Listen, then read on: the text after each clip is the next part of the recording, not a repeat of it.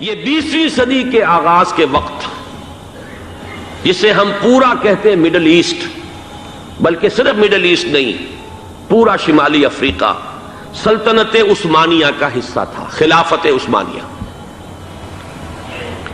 Libya, الجزائر، مصر، پورا حجاز، یمن، پورا عراق، شام، اور یہ شام ہی کے حصے ہیں در حقیقت، اردن اور لبنان، یہ شام عرب، عراق عرب، یہ پورا علاقہ خلافت عثمانیہ یہ اس کا حصہ تھا۔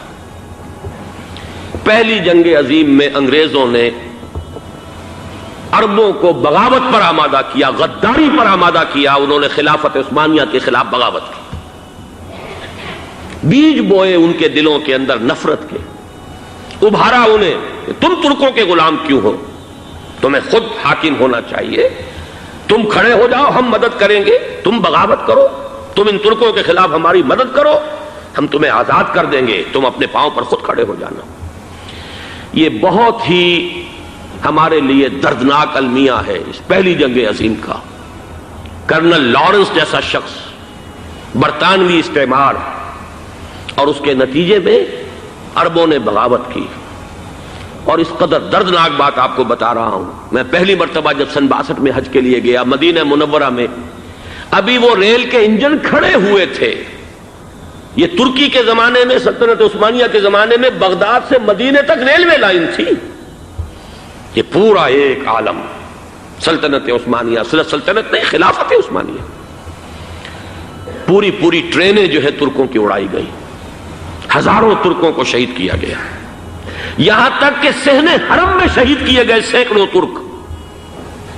یہ جرم تھوڑے نہیں ہے، معمولی نہیں ہے۔ آج جس کی سزا مل رہی ہے، معلوم ہونا چاہیے کہ وہ جرائم کون کون سے تھے۔ اب بھی جو لوگ گئے ہیں انہوں نے دیکھا ہوگا، ترکی کا قلعہ موجود ہے اوپر پہاڑی کے اوپر، حرم کا جو سب سے بڑا دروازہ ہے باب ملک عبدالعزیز، اس کے سامنے ایک لائبریری ہوتی تھی، اب تو غالباً وہ بھی گرا دی گئی ہے، اس کے پیچھے پہاڑی پر ترکوں کا قلعہ ہے پرانا، اس پر توپیں موجود تھیں۔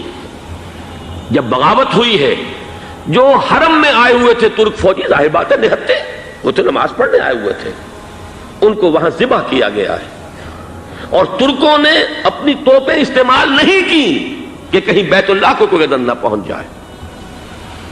بہرحال یہ غداری ہوئی ہے پہلی جنگ عظیم کے دوران، اور نہ صرف ترکوں پہ عربوں نے کی ہے۔ جیسا کہ میں نے کہا تھا، دو ہیں سب سے بڑے مجرم روئے ارضی کے اوپر امت مسلمہ کے طبقات۔ ہمارا پنجابی سپاہی بھی جا کر انگریزوں کی مدد کر کے ایلن بی کو قبضہ جو لے کر دیا بغداد کا، اس میں ہمارے مسلمان پنجابی سپاہی بھی شامل تھے۔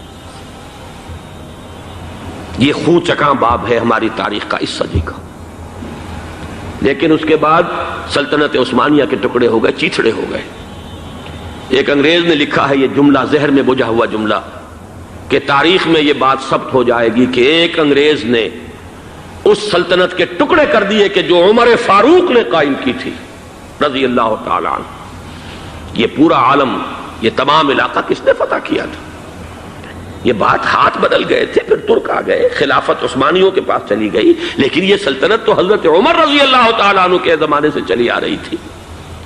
اس کو ایک انگریز کرنل نے، اور اس نے بغاوت پہ آمادہ کر کے عربوں کو اور ترکوں کے پیٹھ میں چھرا گھپوا کر ان کے ذریعے سے اور ٹکڑے کر دیے۔ لیکن جب جنگ ختم ہوئی، اب انہوں نے کہا کہ اب ہمیں آزادی دیجیے، تو اب انہیں معلوم ہوا کہ غداروں کو دنیا میں کیا ملتا ہے۔ ٹکڑے کر دیے گئے۔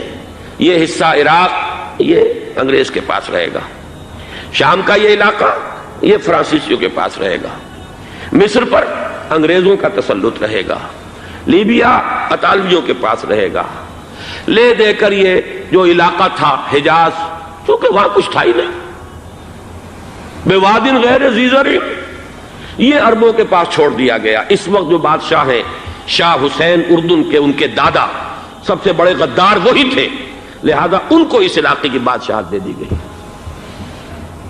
اس کے بعد نجد سے ایک تحریک اٹھی ہے، وہ سعودی جو خاندان ہے وہ نجد سے اٹھا ہے۔ نجد میں اس وقت کچھ بھی نہیں تھا، وہ تو صرف ریت کے تودے تھے اور کچھ بھی نہیں، لہذا ادھر کسی استعماری قوت کو دیکھنے کی ضرورت ہی نہیں تھی۔ وہ تو بعد میں تیل برآمد ہوا اور اس کی حیثیت ہو گئی، اور یہ امارات کا علاقہ جو ہے اس کی دنیا میں اب گویا کہ یوں سمجھیے کہ جو سب سے زیادہ اہم علاقے ہو سکتے ہیں روئے ارضی کے نقشے پر، ان میں سے ایک وہ ہو گیا. لیکن یہ اس وقت کی بات میں کر رہا ہوں، کوئی حیثیت نہیں تھی، لہذا اس کو چھوڑ دیا گیا. یہ ہے تاریخی پس منظر، یہ لکیریں جو کھینچی گئی ہیں. یہ ایک ملت اسلامیہ کو جو قومیتوں میں تقسیم کیا گیا، پھر نعرے لگوائے گئے المصر للمصریین الشام للشامیین. اب شامی ایک علیحدہ قوم ہو چکے ہیں، مصری ایک علیحدہ قوم ہو چکے ہیں، عراقی ایک علیحدہ قوم ہو چکے ہیں. یہ ساری تقسیمیں استعمار کی پیدا کرنا ہے، اس کا کوئی تعلق اسلام کے ساتھ نہیں. اب ضرورت تو اس بات کی تھی کہ استعمار کے پنجے جب یہاں سے کچھ ہٹے، دوسری جنگ عظیم کے بعد ایک دور آیا، امریکہ ابھرا ہے دنیا کی عالمی سطح پر سیاست میں. اس کے ہاں کچھ آزادی کے تصورات تھے، اس نے بھی سپورٹ کیا. برطانیہ کمزور ہو چکا تھا، وہ اتنے بڑے علاقے کو اب ہولڈ نہیں کر سکتا تھا. ہندوستان بھی آزاد ہوا، پھر یہ کہ اور دوسرے علاقوں سے بھی اس کو پسپائی اختیار کرنی پڑی. استعمار کے پنجے جس طرح بھی ہوئے، ان کے سینوں سے، عربوں کے سینوں سے جو ہے گویا کہ وہ ہٹے. لیکن امریکہ نے ایک اپنی بہت بڑی حکمت عملی جو اختیار کی، عالم عرب کے سینے میں اسرائیل کا خنجر پیوست کر دیا تاکہ یہ کبھی آزاد نہ ہو جائیں، ہمارے انگوٹھے تلے رہے، ہماری پالیسی گورن کرے. یہ استعمار کا دوسری جنگ عظیم کے بعد جہاں برطانوی استعمار، فرانسیسی استعمار رفتہ رفتہ یہ ہٹنے شروع ہوئے. صدر ناصر نے انگریزوں کو اٹھا کر پھینکا میڈیٹرینین میں اور دوسرے جگہوں سے.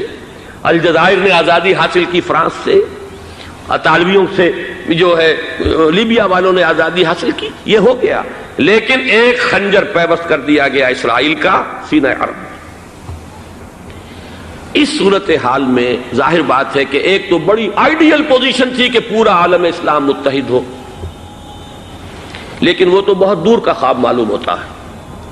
علامہ اقبال سے بڑا کوئی نقیب نہیں ہے ملت اسلامی کی وحدت کا. ایک ہو مسلم حرم کی پاسبانی کے لیے، نیل کے ساحل سے لے کر تا بخاک کاشغر. لیکن انہیں بھی اپنے لیکچرز میں کہنا پڑا کہ اس وقت جو صورتحال ہے، پورے عالم اسلام کی ایک وحدت بن جانا تو تقریباً ناممکن نظر آ رہا ہے. اگر کسی طرح ایک common wealth of Muslim nations وجود میں آ جائے تو بھی بڑی کامیابی ہوگی. لیکن اس سے بھی پہلے یہ تو زیادہ آسان تھا کہ عالم عرب ایک وحدت کی شکل اختیار کر لے. یہ تو ایک قوم ہے، اکثر و بیشتر ایک نسل یا زیادہ دو نسلیں کہتی ہیں. شمالی افریقہ میں بربر نسل بھی ہے، باقی تو سب عرب ہیں. یہ پورا عالم ایک نسل، ایک زبان، پورے اتنے رقبے کے اوپر بولے جانے والی ایک زبان، یہ تو ایک ہو جائے. افسوس یہ ہے کہ اس کا ایک ہو جانا، ایک شخصیت ابھری تھی جو مذہبی مزاج کی شخصیت تھی، جو دینی مزاج کی حامل شخصیت تھی. اگر اس کی قیادت میں عالم عرب متحد ہو جاتا تو واقعتاً ایک بہت بڑا جو ہے مرحلہ وہ طے ہو جاتا پوری عالمی ملت اسلامیہ کی ایک وحدت اختیار کرنے کا. وہ شخصیت تھی شاہ فیصل شہید کی. اور اس لفظ کے ساتھ ہی آپ کے ذہن میں آ گیا ہوگا کیوں انہیں شہید کر دیا گیا، کس نے کیا کرایا، کہاں سے تعلیم حاصل کر کے آیا تھا وہ جس نے شہید کیا شاہ فیصل شہید کو. اس کی گردن پر کون سوار تھی، وہ یہودی لڑکی کے جس کے فوٹو بھی شائع ہوئے، ایک گردن پر اٹھائے کھڑا ہوا شہزادہ اپنی ایک یہودی دوست کو، لڑکی کو. اور وہی ہے کہ جس نے جا کر پستول سے شہید کیا ہے. جان میں اچھی طرح جان لیجئے، جیسے بارہا میں نے عرض کیا ہے کہ حضرت عمر کو شہید کرنے والا کہنے کو ابو لولو فیروز تھا، لیکن اس کے پیچھے پورا ایرانی نسل پرستی کا جو پورا پس منظر ہے، اسے تو ہر شخص جس کی ذرا بھی نگاہ جو ہے جو صرف منظر کو نہ دیکھ رہی ہو، پس منظر کو بھی دیکھنے والی ہو، وہ تو جان دے گی کہ ابو لولو فیروز ایک فرد کا نام نہیں تھا، وہ ایران کا انتقام تھا عالم عرب سے. بالکل اسی طریقے سے یہ امریکی استعمار کا ہتھ کنڈا تھا، اسے محسوس ہوا. شاہ فیصل مذہبی مزاج کا شخص یہ ابھر رہا ہے، اور یہ شاہ فیصل کی حکمت عملی کا ذرا آپ اندازہ کیجئے. لاہور میں سمٹ کانفرنس ہوئی، اس میں وہ آئے، سب سے ٹاورنگ پرسنالٹی پورے اس وقت عالم اسلام کے اندر شاہ فیصل کی تھی.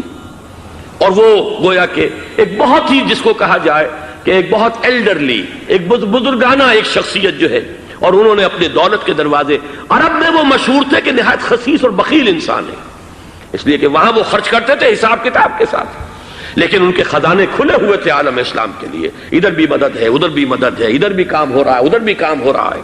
پھر انہوں نے تیل کا ہتھیار استعمال کر کے ایک دفعہ امریکہ کو دن میں تارے دکھا دیے تھے، لہذا ان کا ہٹایا جانا سین سے یہ امریکی استعمار کے لیے لازم تھا۔ یہ 20ویں صدی کے